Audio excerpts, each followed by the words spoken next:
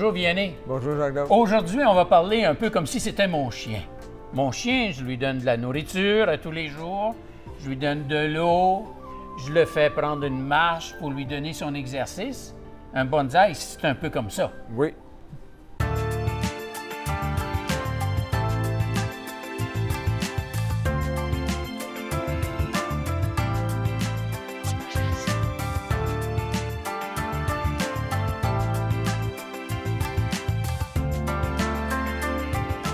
Bonjour tout le monde. Bonjour Jean-Claude, ça va bien? Oui. Aujourd'hui, on va parler qu'est-ce qu'un bonsaï a besoin pour être en santé, quels sont les soins réguliers qu'on a à y apporter, puis certains de ces soins-là, ça va être des soins journaliers. Fait qu'on va couvrir l'ensemble des choses qu'un arbre a besoin pour être en santé. Puis je dirais, une des choses, tout de suite en partant, c'est le concept que les gens ont, comme moi quand j'ai commencé, que je pouvais avoir un bonsaï, le mettre en plein milieu de mon salon, à peu près à 10 pieds de la fenêtre, en pensant qu'il va être content. Il va être bien beau dans le milieu de la place. Oui, c'est ça. Première chose, la plupart des arbres, la grosse majorité, 99 ont besoin d'avoir beaucoup de soleil.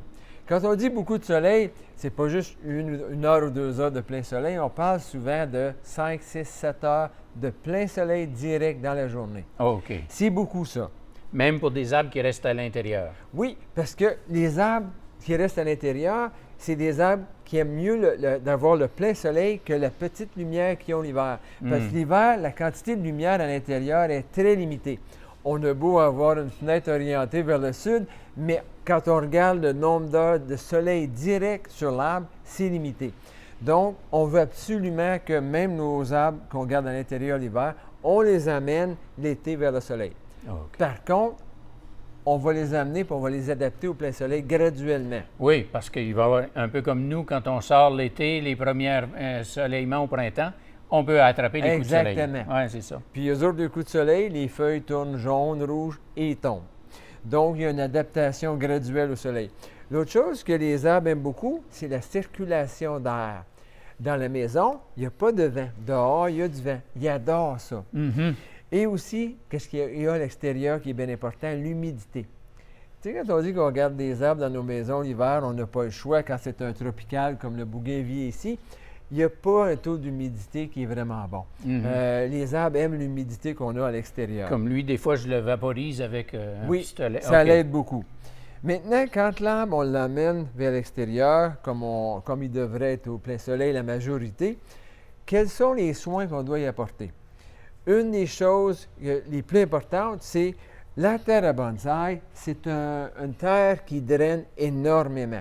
Elle draine tellement que l'excès d'eau s'en va, puis qu'est-ce qui reste, c'est juste l'humidité. Généralement, quand on parle d'une journée d'été normale, mettons, il fait beau, il fait 25 degrés Celsius, la terre à bonsaï, elle peut garder de l'humidité pour environ une journée. Seulement. Grosso modo, une journée. Donc, premier soin qu'on a à faire régulièrement, l'arrosage. Puis en passant à l'arrosage, le manque d'arrosage, c'est la première raison pourquoi les gens perdent des bonsaïs. Mais avec la terre à bonsaï, on peut arroser tant qu'on veut, ou s'il pleut toute la journée, c'est pas dangereux pour notre arbre. C'est bon, oui. L'arbre aime la pluie. OK. Le fait que la terre à bonsaï draine beaucoup, l'excès d'eau de pluie s'en va. Ça, c'est cool. La pluie emmène une quantité d'humidité énorme dans l'air. Les arbres adorent ça. Okay. Fait que les gens qui disent je pense que ça va être dur sur mon arbre si je le laisse dehors, puis il pleut, puis il rentre dedans, c'est l'inverse. Il pleut, l'arbre adore ça. Okay. Donc, là, on a dit l'arrosage important chaque jour, ou presque. Il y a certains arbres qu'on pourrait quasiment dire tu peux arroser une fois par jour, tu ne l'endommageras jamais. Il y en a d'autres que si ton sol est humide au regard, tu es mieux d'attendre la journée d'après. Ah, OK. Maintenant, on a aussi parlé que la terre à bonsaï, c'est extrêmement pauvre en valeur nutritive.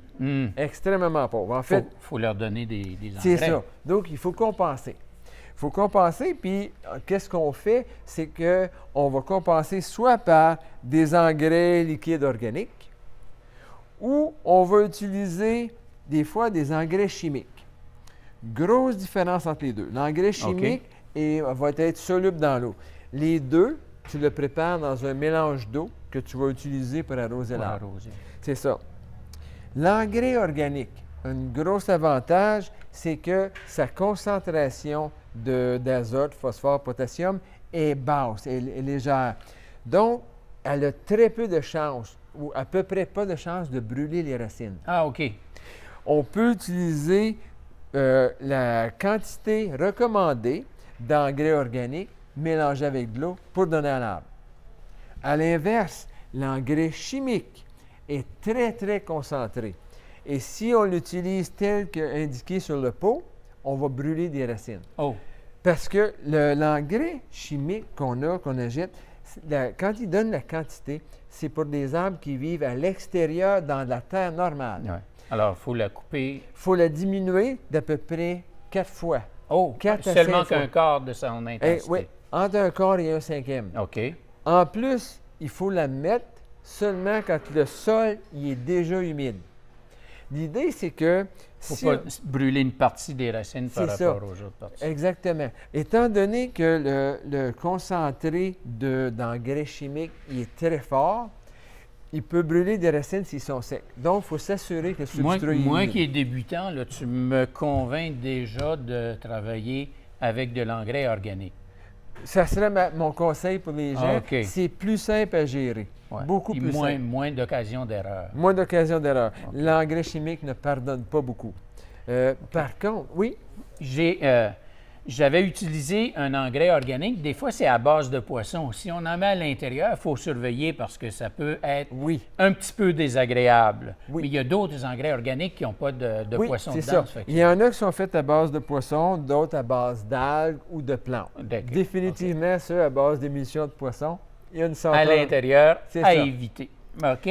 Maintenant, quelle quantité d'engrais, quelle fréquence d'engrais on devrait donner à nos arbres? Parce que là, on parle d'arbres de différents âges, d'arbres de différents niveaux de maturité. Ici, on parle d'un petit arbre qui n'est pas encore un bonsaï. Ici, on parle d'un arbre qui est beaucoup plus mature. Mhm. Autrement dit, on parle d'un bébé en formation qui grandit, qui va devenir un adolescent. Ici, on parle d'un adulte mature, si on veut. OK. Autrement dit, la plante qui est jeune, qui est un bébé, si on veut la faire pousser plus vite, on va lui donner de l'engrais plus souvent. Donc, une plante comme ça, on va la mettre dans un pot plus gros qu'elle a besoin. Autrement dit, on ne va pas suivre les caractéristiques de proportion du pot Du qu'on a bonsaï. déjà couvert. On va la mettre dans un pot plus gros. Et en plus, on va lui donner de l'engrais peut-être 3 fois par semaine. OK. Au lieu d'un arbre mature, qui lui, on ne veut pas qu'il pousse trop vite, mais qu'il soit en santé, on va lui donner peut-être 1 fois par 10 jours, 1 fois par semaine environ. C'est comme ça qu'on contrôle la croissance d'un Oui, bonsaï. exactement. Ah! Parce qu'imaginez si l'arbre mature, qui a une belle forme, il grandissait chaque semaine rapidement, on finirait pas. On passerait notre temps avec une paire de ciseaux. Exactement. OK. Donc, la quantité d'engrais à donner, la fréquence d'engrais est beaucoup associée à le stage où est notre arbre. Super, Yannick. Merci bien.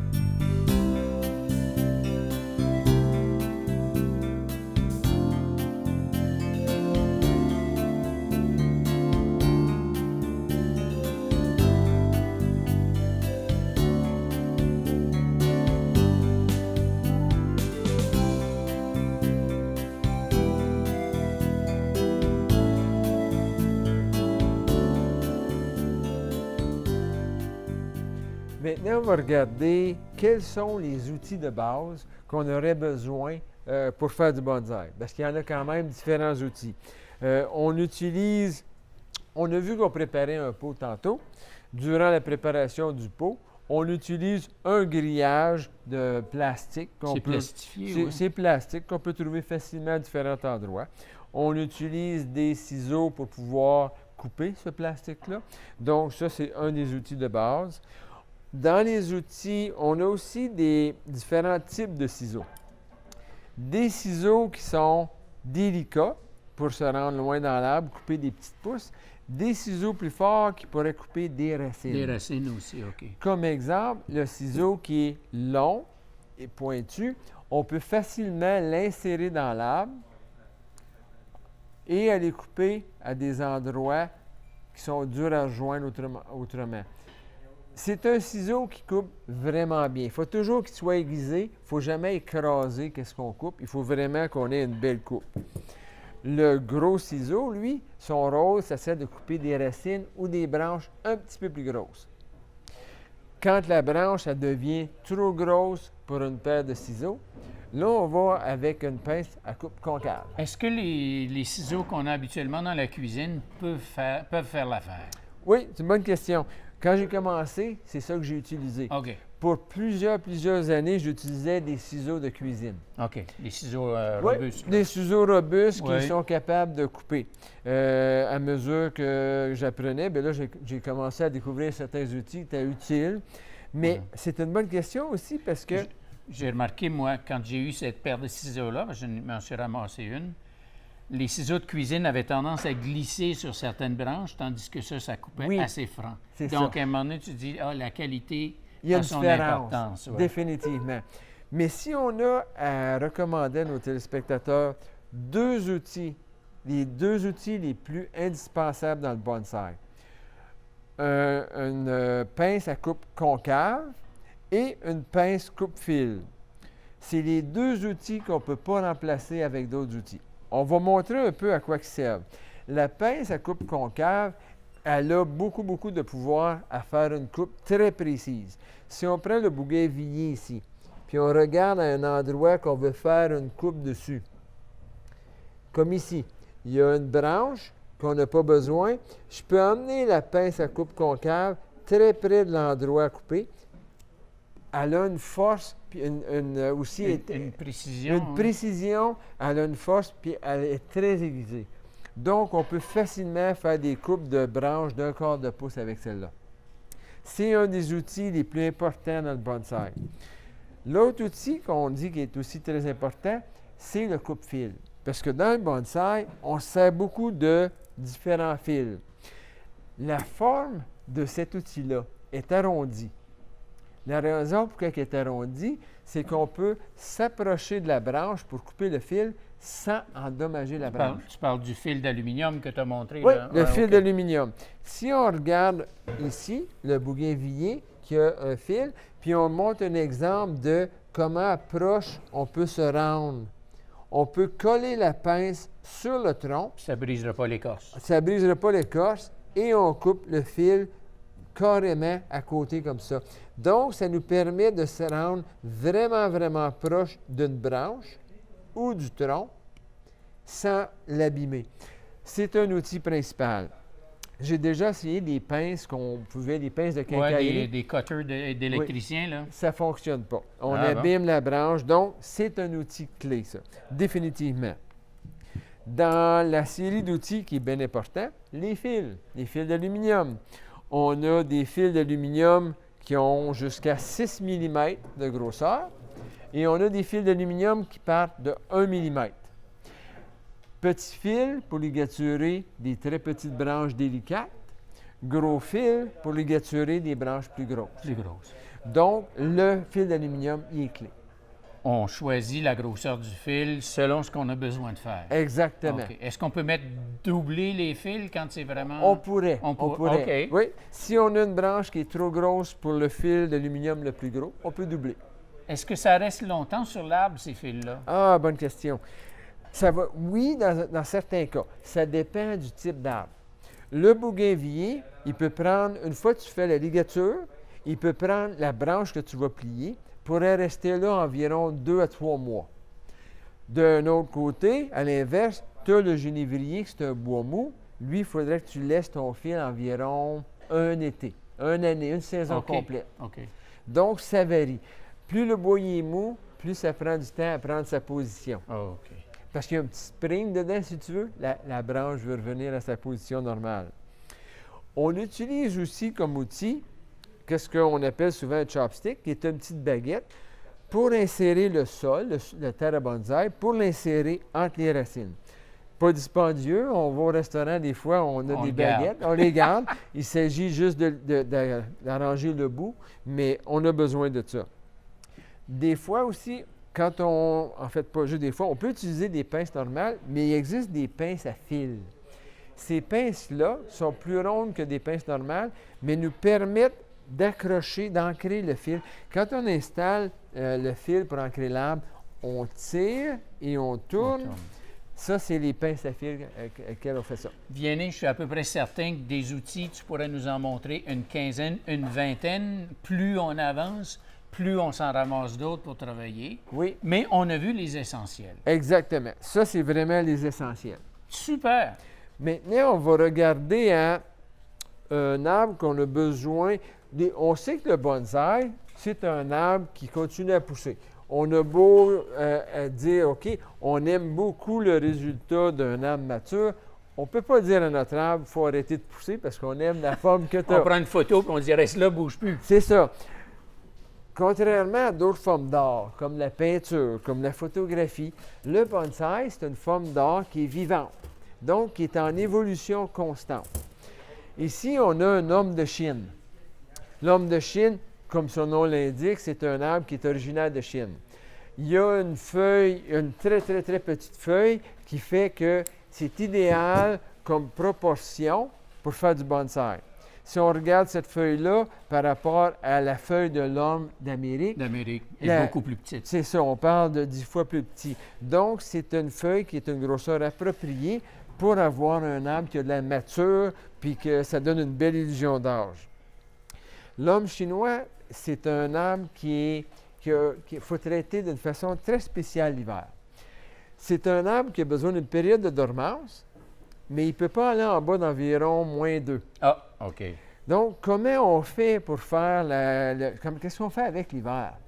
Donc, c'est un arbre que si les gens aimeraient avoir, il faut vraiment considérer, est-ce que j'ai l'environnement que je peux fournir à cet arbre-là l'hiver, qui est à peu près 0, -2, +2, là. Donc, ce n'est pas un arbre pour tout le monde.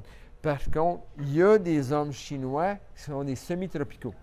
Il faudrait demander à ce moment-là au vendeur, est-ce que l'arbre chinois que j'achète, c'est un qui a besoin de dormir, autrement dit à l'entour de 0, ou c'est un semi-tropical?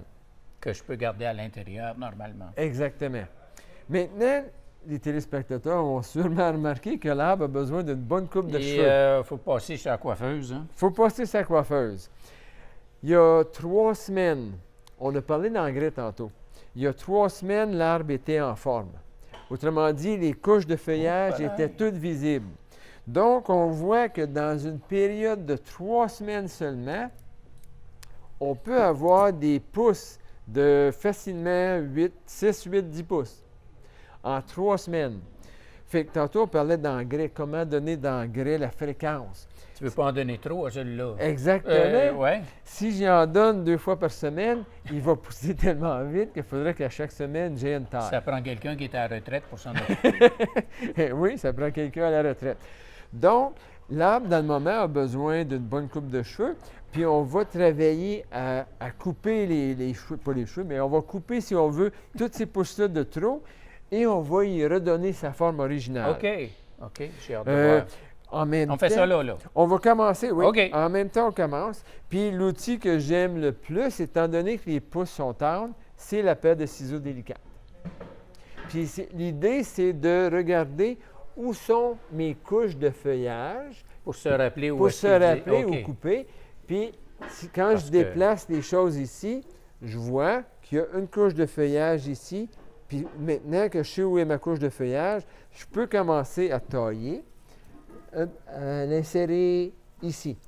Oui, là, tu peux l'insérer. Là, je vois qu'il y a des pouces qui vont vers le haut.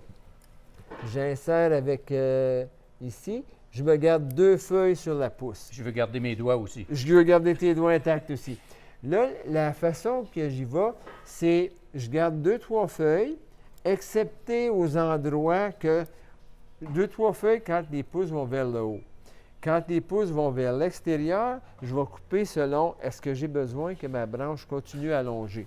Par exemple, ici, je vais le couper, mais celui-là, je vais le garder parce que ma branche est courte, puis j'aimerais ça qu'elle allonge plus. Donc, celle-là, je vais la laisser pousser. On fait une coupe intelligente. Oui, c'est ça. C'est pas comme prendre une paire de ciseaux puis on coupe partout sans. Il faut OK. réfléchir à la coupe qu'on fait. On a maintenant fini la coupe des pouces qu'on avait. Les pouces qui étaient quand même assez longues après 3 semaines. Donc, on a enlevé qu'est-ce qu'on devait à ce point-ci, mais on en a gardé certains. Je vois vraiment les paliers maintenant qu'on avait perdus tantôt. C'est ça. Quand l'arbre perd sa forme, on ne voit plus les paliers de feuillage. Fait que là, la façon de couper que j'ai choisie, c'est en respectant les paliers de feuillage qu'on a. OK. Y a-t-il des modifications Bien, qu'on fait d'une fois à l'autre? Disons qu'il y a certaines choses que je garde en tête. Ici, on pourrait dire j'ai laissé une longue pousse, puis les téléspectateurs pourraient se demander pourquoi j'ai gardé cette longue pousse-là. Dans un sens, c'est parce que je veux que cette branche-là, la couche de feuillage, elle s'allonge. Elle aille plus loin un peu. Elle aille plus loin. Donc, il faut que j'en laisse une poussée pour pouvoir éventuellement l'amener jusqu'ici. Elle peut prendre quelques années. Ça va prendre 2-3 ans à développer à ce point-là. Vous allez aussi remarquer qu'on a des racines aériennes. Dans le moment, cet arbre-là, au lieu d'être assis dans la terre comme les autres arbres, les racines sont vraiment dans la terre, cet arbre-là a des racines aériennes. Les racines aériennes étaient cachées par du feuillage qui poussait directement des racines. Là, on y voit mieux. On le voit mieux. En même temps, ça indique la vigueur de cet arbre-là. C'est le genre d'arbre qui peut régénérer des repousses, même n'importe où. Même sur les racines. Même sur les racines qui sont exposées à l'air. Donc, il faut les couper. C'est le genre de signe qu'on aime beaucoup d'un arbre, ça, c'est qu'il régénère des repousses facilement. Définitivement. C'est un arbre que va falloir que je fasse attention, diminuer peut-être l'engrais. La façon qu'il pousse dans le moment, c'est un petit peu trop vigoureux. Oui, il pousse trop vite. Il pousse trop vite. Définitivement, là, à ce point-ci, il faut diminuer un petit peu. On remarque aussi la couronne de l'arbre, qui est la partie d'en haut, elle manque de finition. Donc, il y a beaucoup de raffinement à amener dans la partie ici.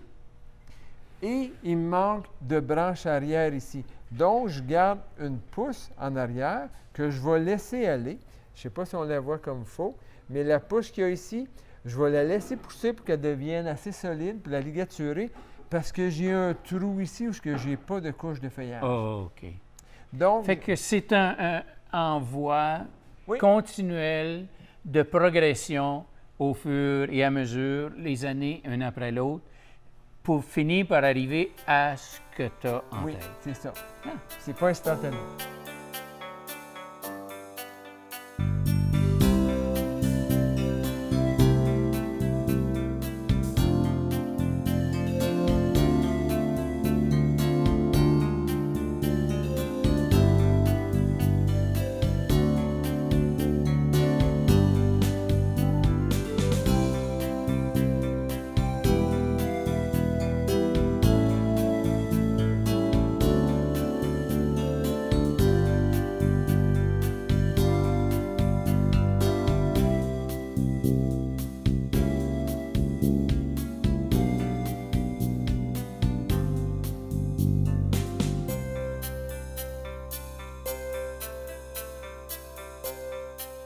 On va maintenant explorer les grandes différences entre les conifères et les feuillus. OK. C'est vraiment ces deux groupes-là, hein? Il y a deux groupes, puis en partant, la forme que les arbres vont prendre est différente entre le feuillu et le conifère. OK. Parce que dans la nature, le conifère va vivre dans des conditions plus difficiles. Le fait qu'il vit dans des conditions plus difficiles va faire que la nature va créer des fois du bois mort sur les conifères. Si on prend ce petit génévrier ici, par exemple, on a créé du bois mort dessus. L'inspiration du bois mort vient de la nature. Donc, dans la nature, on sait que les conifères ont du bois mort, on va vouloir le reproduire. D'accord. Le bois mort du conifère va aussi résister à la pourriture beaucoup. Le bois mort sur le feuillu, c'est presque inexistant.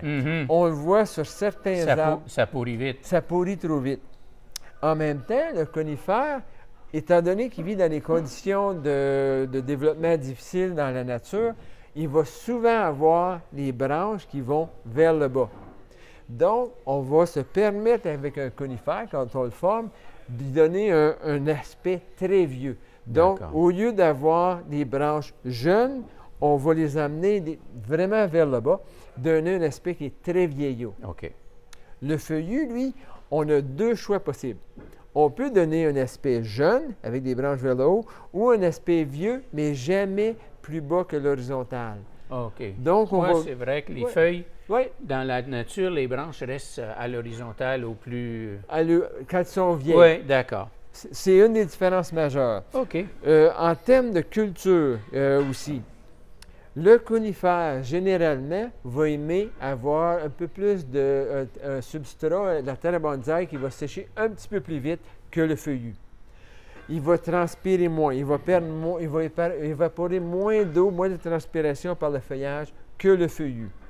Qui veut dire que dans le mélange de terre à bonsaï, il faut que le mélange il retienne un petit peu plus d'humidité. Oui, d'accord. Une autre portion intéressante, si on regarde conifère, le pot il est couleur terre, brun et mat. Quand on regarde le feuillu, on voit c'est des pots C'est coloré. lustrés et colorés. Une des raisons pour ça, la feuille du feuillu est un peu lustrée. Ça va mieux avec la couleur lustrée. OK. Et dans certains cas, le feuillu, on sait qu'il va tourner jaune à l'automne.